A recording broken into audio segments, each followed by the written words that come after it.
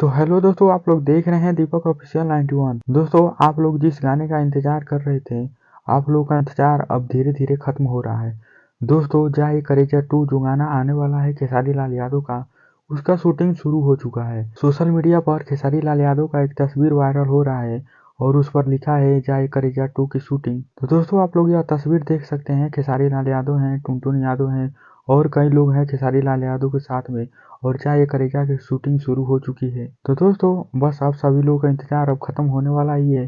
जैसे shooting complete हो जाएगा तो बहुत जल्द आप लोगों के बीच जाए करेजा 2 गाना आ जाएगा। इधर लगन भी स्टार्ट हो चुका है और यह गाना जब रिलीज होगा तो काफी धमाल मचाने वाला है। तो दोस्तों, अगर आप लोग भी इस गाने का बेसब्री से इंतजार कर रहे हैं तो कमेंट बॉक्स में जरूर कमेंट करें।